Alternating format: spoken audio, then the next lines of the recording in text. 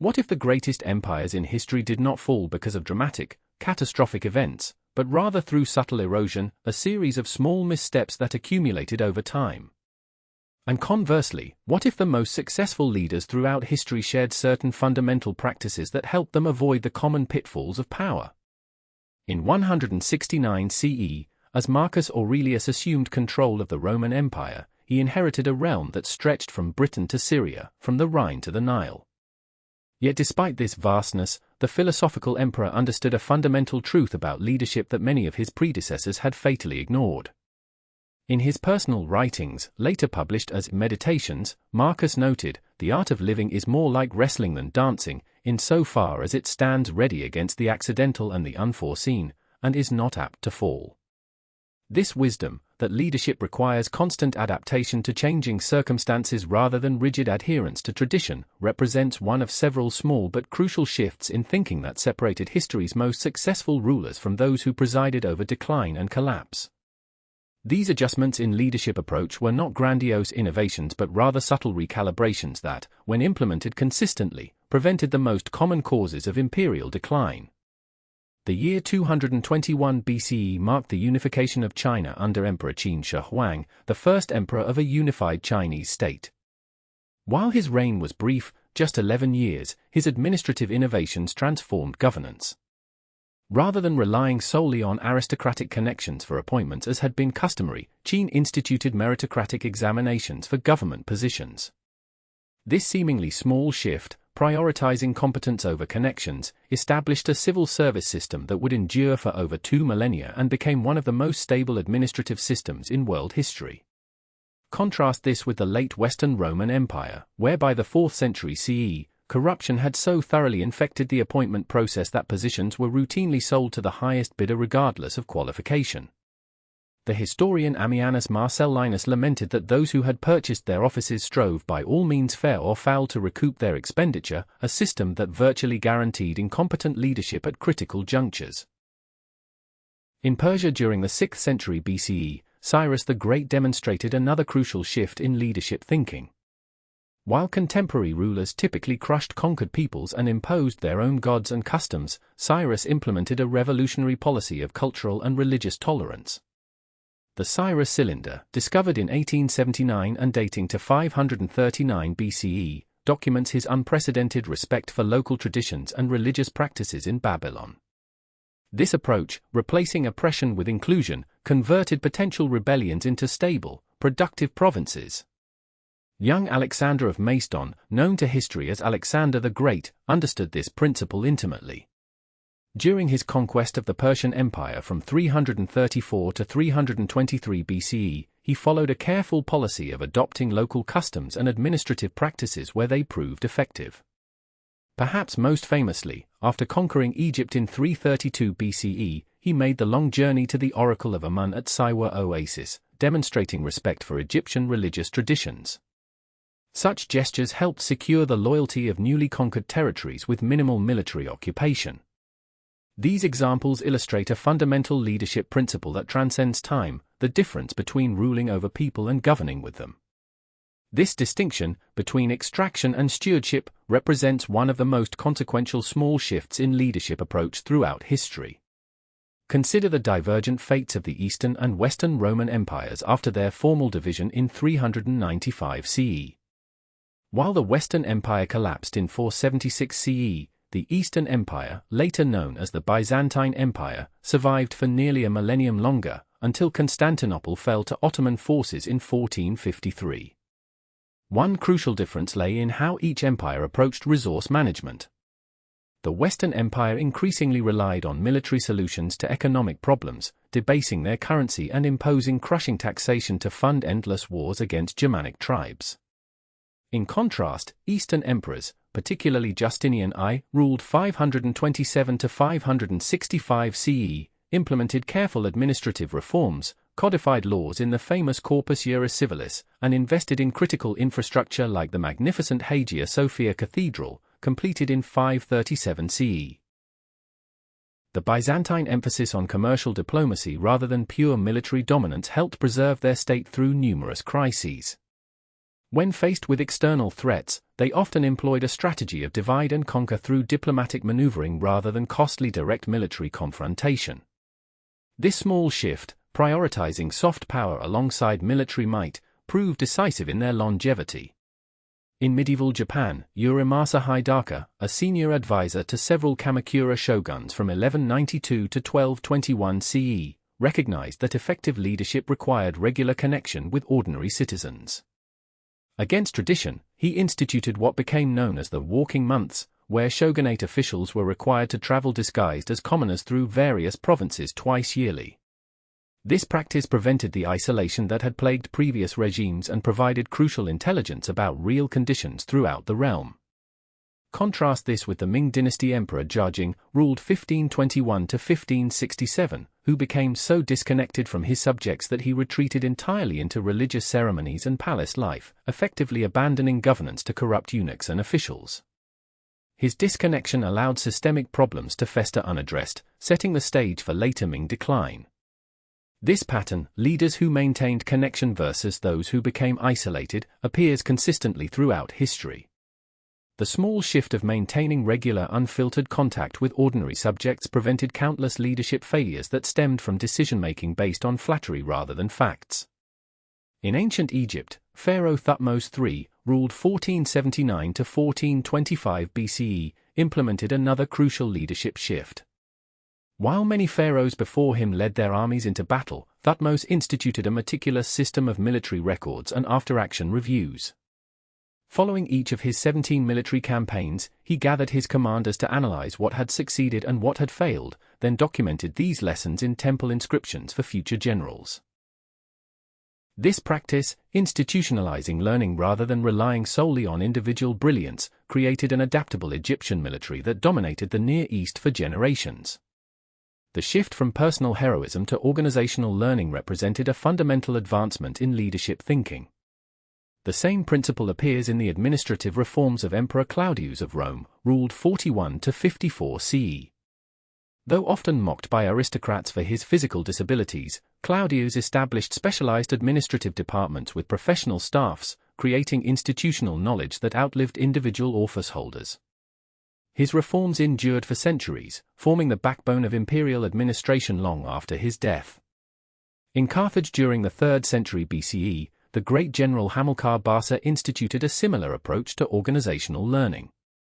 Following Carthage's defeat in the First Punic War, 264 to 241 BCE, rather than simply blaming individuals or circumstances, he methodically reformed the Carthaginian military based on lessons from their losses against Rome.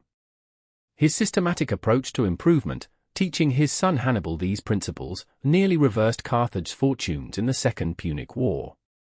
This shift, from viewing failures as individual shortcomings to treating them as organizational learning opportunities, separated thriving states from declining ones throughout history. Leaders who implemented this approach consistently outperformed those who sought merely to assign blame. Another small but crucial shift in leadership practice appeared in the governance style of Charlemagne, king of the Franks and later emperor, ruled 768 to 814 CE. Unlike previous Frankish kings who ruled through fear and force, Charlemagne institutionalized the practice of sending pairs of investigators, one clerical, one secular, called missi dominici throughout his vast realm to ensure that local counts and bishops administered justice fairly. This system of institutional accountability, regular checks on power, helped prevent the petty tyranny and corruption that had undermined previous Merovingian kings. The innovation was not the concept of oversight itself, but rather making it systematic, regular, and independent of the local power structure. Contrast this with the later Carolingian rulers who abandoned this practice, allowing regional nobles to accumulate unchecked power and eventually fragment the empire. The small shift of institutionalizing accountability rather than relying on personal loyalty made the difference between unified governance and feudal fragmentation. In the Eastern Roman, Byzantine Empire, Emperor Constantine VII, ruled 913 to 959 CE, recognized another vital leadership principle that prevented imperial decline: the systematic preservation and transmission of knowledge. His De Administrando Imperio, on the governance of the empire, written around 950 CE, compiled centuries of diplomatic experience, protocols, and strategies for his son and heir. This systematic approach to knowledge management, ensuring that hard-won insight survived beyond individual reigns, contributed significantly to Byzantine longevity. The same principle appears in Tang dynasty China, 618 to 907 CE, where Empress Consort Kira Peng convinced Emperor Taizong to establish the Imperial History Office as an independent entity with protection to record events truthfully, even when unflattering to the current ruler. This institutional commitment to factual record-keeping, rather than mere propaganda, allowed subsequent emperors to learn from past mistakes instead of repeating them. This small shift, from viewing history as narrative glorification to treating it as a strategic resource for learning, characterized many of history's most adaptable empires. Leaders who institutionalized honest assessment consistently outperformed those who demanded only flattery.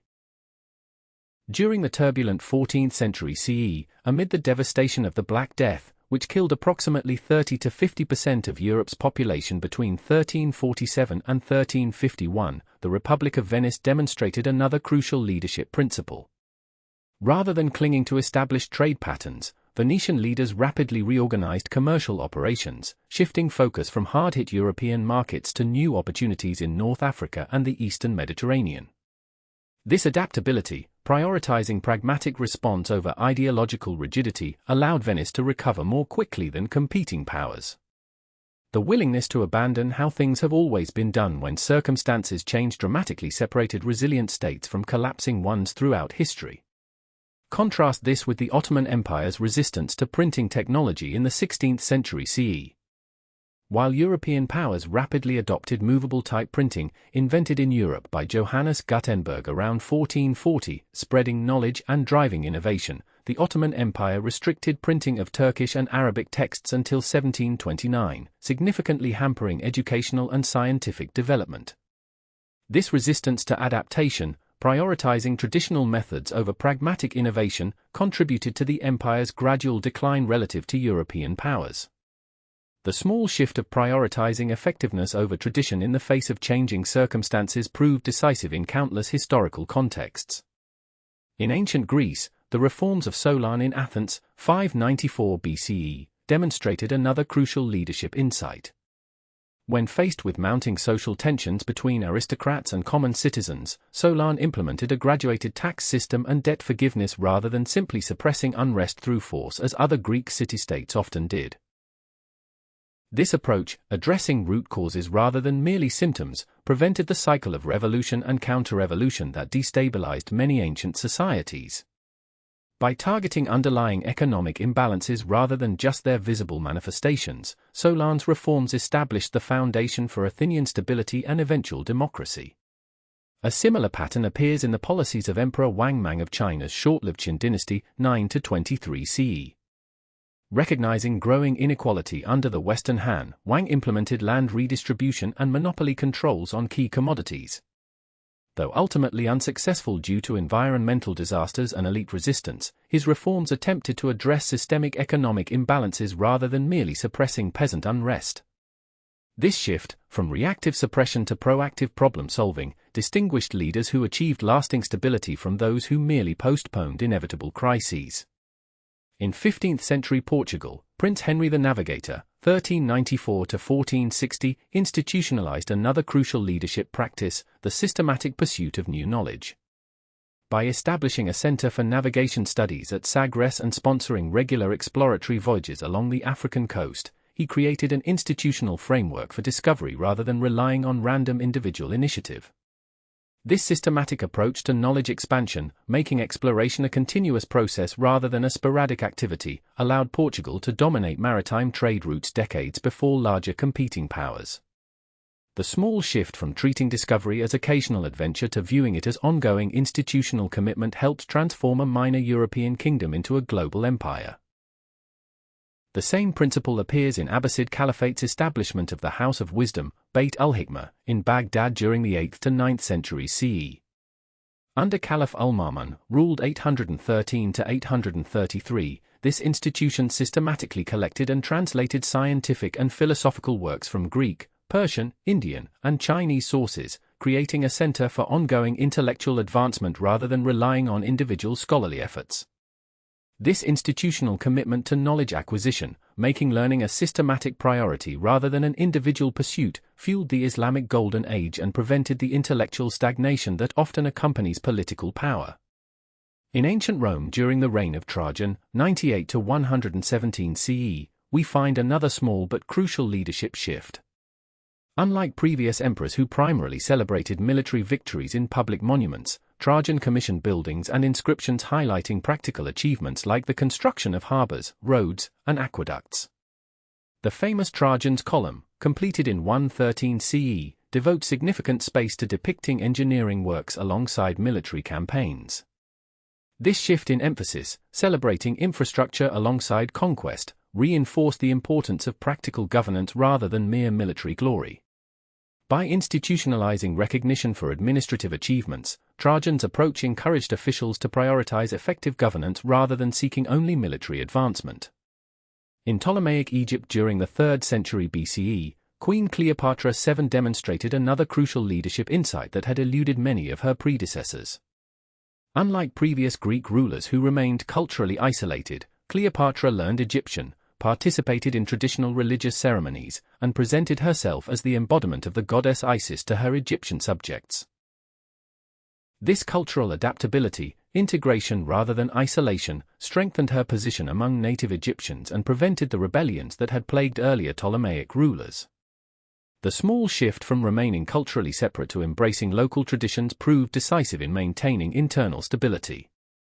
Throughout history, we see this pattern repeatedly. Leaders who adapted to local cultural contexts consistently outperformed those who remained rigidly separate from the populations they governed. The cumulative effect of these small shifts in leadership approach, from meritocratic appointment to cultural integration, from institutional learning to systematic knowledge management, prevented the most common causes of leadership failure throughout history. Together, they represent not a single revolutionary insight but rather accumulated wisdom about effective governance that transcends specific historical contexts. In modern organizational leadership, we can observe the same patterns. Companies that implement meritocratic hiring rather than relying on connections, that institutionalize learning from failures rather than assigning blame, that maintain direct connection between leadership and frontline employees, and that adapt to changing circumstances rather than clinging to tradition consistently outperform their competitors. Similarly, in political leadership, the most effective modern governments demonstrate the same small shifts that prevented ancient leadership failures: transparency and accountability mechanisms that check power, evidence-based policy adaptations rather than ideological rigidity, investment in knowledge infrastructure, and addressing systemic problems rather than merely suppressing their symptoms. The true lesson of history is not that leadership requires revolutionary genius, but rather that consistent application of these fundamental principles prevents the most common causes of failure.